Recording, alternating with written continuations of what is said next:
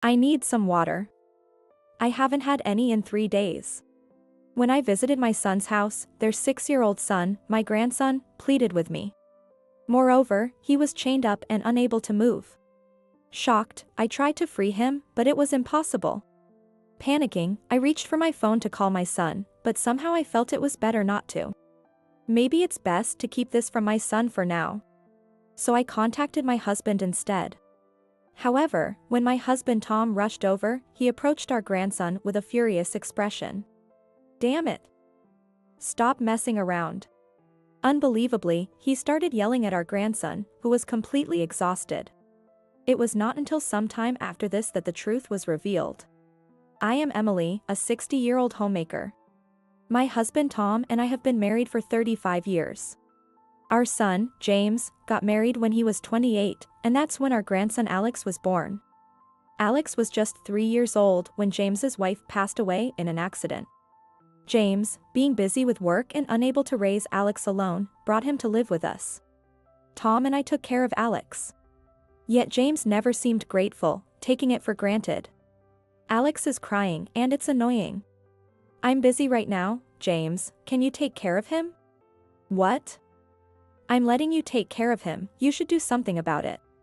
Perhaps because James was an only child, he tended to push responsibilities onto others when things got tough. Tom and I were aware of this, so we kept encouraging him to be more conscientious as a father. However, James would go out alone on his days off, never playing with Alex. "Why don't you take Alex out somewhere occasionally? He's just a drag when I go out with him. He's still little." "That's how it is. I'll consider it when Alex can keep up with me." Reluctantly, Tom and I made sure Alex wasn't lonely by taking him to parks and amusement parks. Yet watching Alex grow up was the greatest joy for me, despite our busy but happy days. Moreover, as Alex began to speak, he would say, "I love you, Grandma," with a lovely smile, which made him the light of my life. Things changed when Alex was 5 years old. James brought home his new girlfriend. "Amy has my baby, so we're getting married." To my surprise, she was already 5 months pregnant. She had previously had a miscarriage, so they waited until it was safe to tell us. "Am I going to be a big brother?" "Yes, you are." "Are you happy?" "Yes." "That's awesome." Despite the sudden news, seeing Alex happy about having a mom made me smile naturally. "So after we get married, we want to live in a big house, just the 4 of us. Please let us live in a house that Dad isn't using." Tom and I had been living in an apartment since James moved out, but we still owned our previous house. We had just renovated it to rent out. If it would make James and Alex happy, Tom agreed without hesitation. I couldn't help but feel sad about living away from Alex, but I reminded myself that having a new mother and creating a family were more important. It's just an hour's drive away, and I can visit anytime. That's what I thought, but after James and Amy registered their marriage, Amy's attitude seemed to subtly change. It was when I found a nice blue jacket in a department store that would look great on Alex and called Amy. "It's been a while since I've seen Alex, so can I go give it to him?" "No way, it's bothersome if you come over to our house like this." "Oh, you're not feeling well, are you? Are you still having morning sickness? Can I help you with anything? You're so pesky. Seriously, you're annoying." "What?" I was shocked, thinking I had misheard, when suddenly the call was cut off. I tried to contact them several times afterward because I was worried about Alex. But each time they made up some excuse to prevent me from visiting. Moreover, her attitude gradually became more irritable. I wonder if Amy dislikes me. Don't expect a mother-in-law to be welcomed. One day, I discussed it with my husband Tom, but he was quite blunt in response. "It looks like I won't be able to see Alex anymore." A wave of sadness came over me, but perhaps she was just being nervous about her first childbirth. So, I refrained from contacting them for a while. 2 months later, I heard that Amy had given birth to a baby girl. However, due to hospital policy to prevent infections, we couldn't visit. "Then, please let me meet the baby once you're discharged from the hospital." I was waiting for that day, but weeks went by without any contact. So, I decided to call my son. I haven't seen Alex for a long time, and I'd really like to see the newborn baby. I'm at work right now. I'm busy, so please don't call me. Thus, my son James hardly listened to what I had to say. Still feeling gloomy, I decided to assume that Amy was still unsettled, right after giving birth. But 3 months after she gave birth, I still hadn't seen my grandchildren. Concerned, I decided to visit their house. Surely, taking care of Alex and the newborn must be tough, so I prepared several dishes. Just to be cautious, I sent an email before going, but received no reply. I got no reply, but I wonder if it's okay to go. If not, I guess I'll just leave the dishes at the door and leave. I really wanted to see Alex and the newborn. I just couldn't suppress that feeling. Hesitantly, I pressed the doorbell, and Amy appeared at the door. Amy, congratulations on the baby. I really wanted to see my grandkids, so I came over. What's this? She clearly looked displeased and glared at me. And I brought some dishes. It's hard to do chores when you have small kids, right? As I tried to hand her the bag, she deliberately dropped it. The dishes in the Tupperware scattered on the ground. This is really bothering me. She then stepped on the scattered dishes. It's awful that you would do this. As I tried to stop her, she sneered, "This is what happens when you do things on your own. There's no need to waste food like that. It's such a waste. Oh no. You've messed up the entryway. You should clean it up." Stunned, I watched as she slammed the door in my face. I don't recall doing anything to be disliked this much. Unable to just leave it, I picked up the trampled dishes with feelings of frustration and returned home. That night, James called me. "Don't mess with us at all from now on."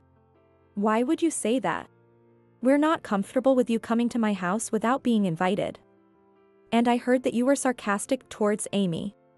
Shocked, I explained that it was a misunderstanding and told him about today's events. There was absolutely no need to stomp on the food like that. "Mom, you probably dropped it yourself and are just blaming others." That's not true. No matter how much I explained, he wouldn't believe me.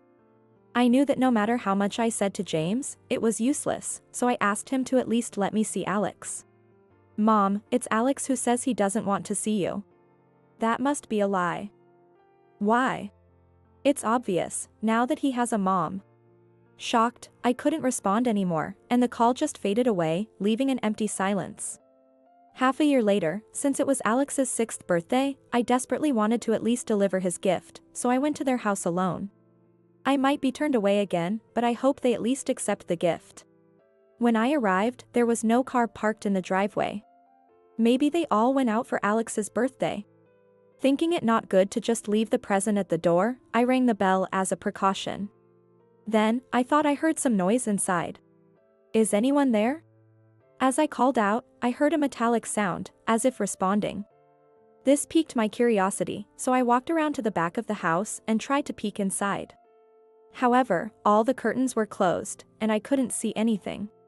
I thought I heard something. Then, near the kitchen, which didn't have curtains over the frosted glass, I sensed movement. As I leaned in to look, I could vaguely make out someone lying on the floor. Could it be that someone has fallen over? But the door was locked. At that moment, I remembered that I still had a key to the house, as it was originally where we lived, and I had kept the key on my key holder. Slowly, I unlocked the door and entered, hearing faint groaning sounds. "Who's there? Are you okay?" Cautiously, I walked towards the sound and found my emaciated Alex, collapsed in a corner of the kitchen. "Alex. What happened?" Noticing my voice, he slowly opened his eyes and looked at me. "I need some water. I haven't had any in 3 days." His faint voice and vacant eyes were haunting, and he was chained up, unable to move. Why is this happening? I tried to unlock the chain, but it was secured with a padlock and I couldn't do anything about it. I filled a cup with water and helped him drink. Where are Mom and Dad? They're not here. I thought about calling my son immediately, but seeing Alex's severely thin appearance made me feel that something was wrong. And I felt it was best not to let him know anything at this time. Instead, I called Tom. "Honey, Alex is in trouble. Come here quickly." Tom was nearby having a meal with a friend, arrived at the house in about 20 minutes. Alex, Grandpa is here now, everything will be all right. I was relieved, thinking that everything would be okay now, but then he approached Alex with a look of fury. Damn it. Don't mess around. I was shocked to see him start yelling at our listless grandson. What are you saying, Tom? I urged him to help remove the chains, but he only touched them briefly before inexplicably stopping. Why? Don't give up, do something. I felt frustrated at his puzzling behavior and scolded him, but he just left without saying anything. Grandpa hates me too. That's not true at all, Alex. He was just shocked. You are precious to us. But Daddy and Mommy said they don't need me. Tears welled up in his eyes, and as he looked so sad, I stroked his cheek. Alex was shivering with fever, probably because he had been lying on the cold floor, so I wrapped him in my coat and hugged him.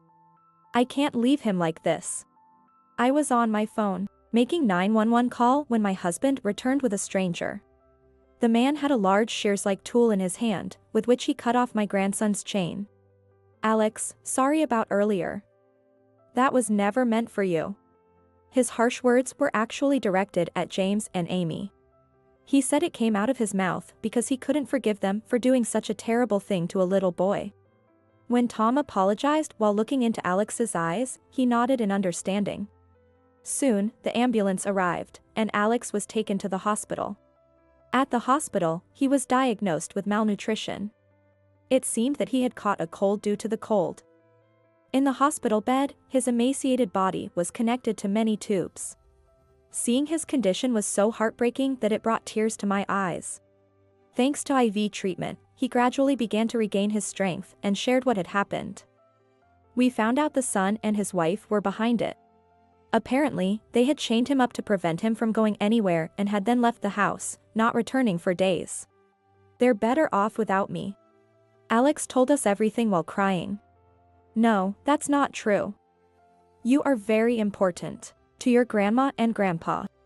Tom and I gently stroked his hair and held his small hand.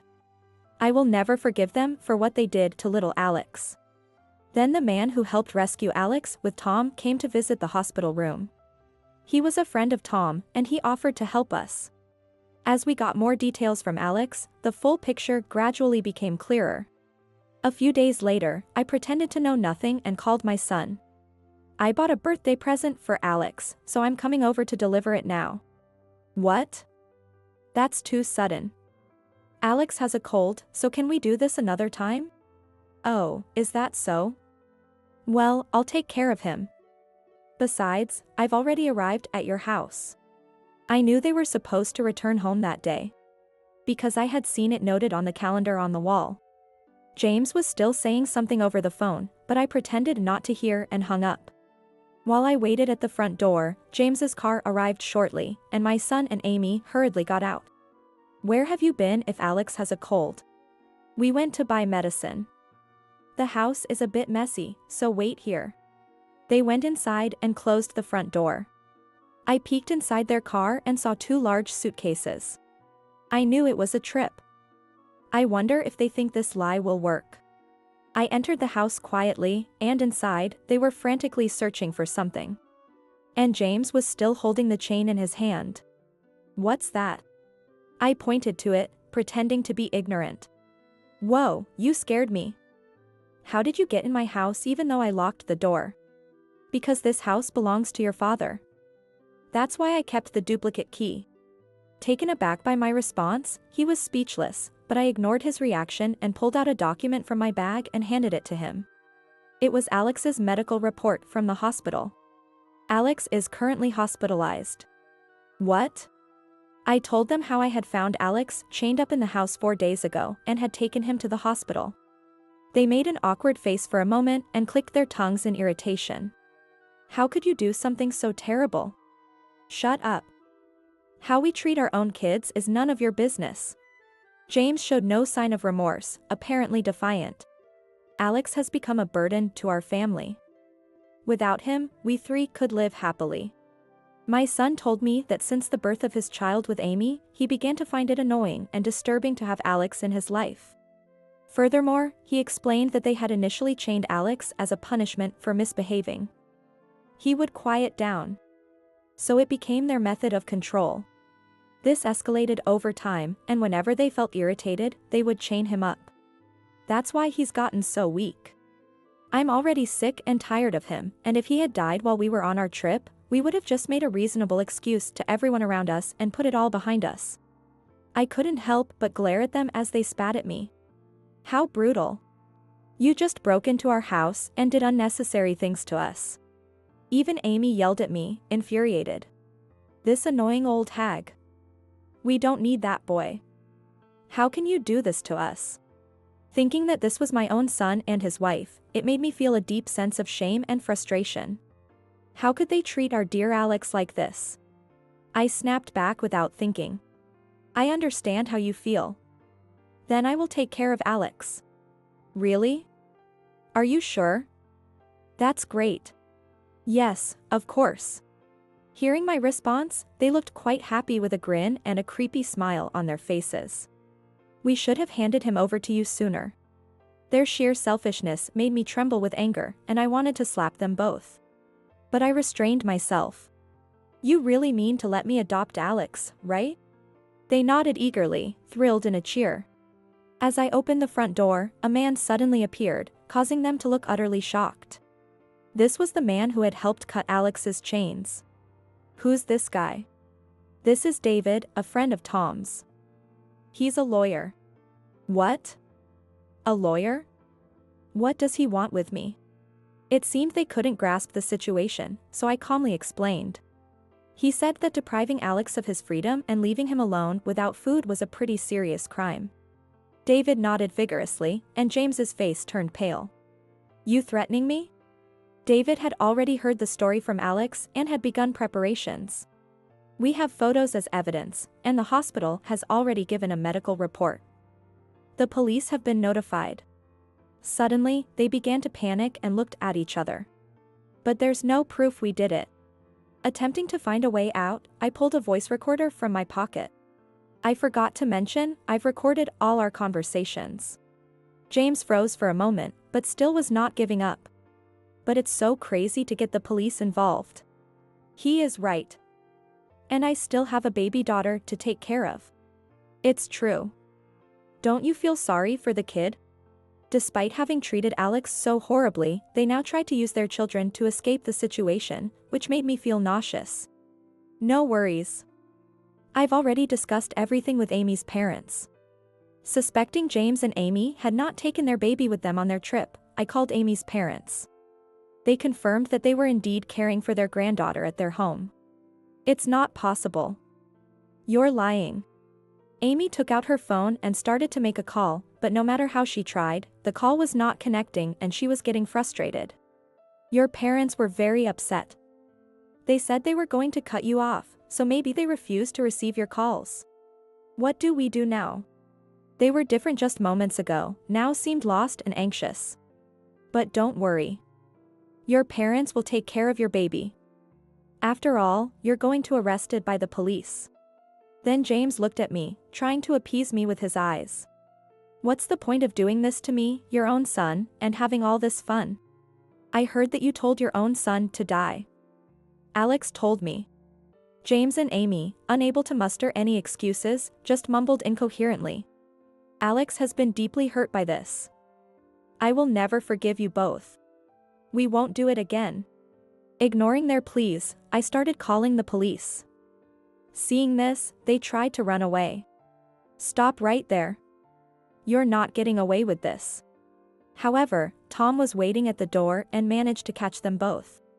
It's low of you to ambush us here, Dad. Shut up, you fool. Tom's cheeks trembled with rage as he glared at the couple. With the help of David, they restrained them there and then. That's right. We are severing ties with you forever. It must be very cold to spend time in jail. We'll never do something like this again. We'll take care of Alex. Please, just let us go this time. The answer is no. Feel the cold and thoroughly reflect on what you've done. Despite their desperate plea to avoid arrest, there was no way I could forgive them. Subsequently, the police took them into custody. Due to the severity of their actions, they were charged with serious offenses. David arranged for their modest savings to be used as child support for the kids. Furthermore, we sold the house they lived in to ensure they couldn't return. With no money and no place to go, and cut off even by Amy's parents, their future looked bleak. I hope they fully experienced the consequences of their actions. Fortunately, children are resilient, and Alex recovered quickly and was discharged from the hospital. We formally adopted him as our child. My husband and I will raise him with lots of love and affection, so that he will feel happy every day. Now, I think I'll make Alex's favorite fried chicken today. He's sure to be delighted.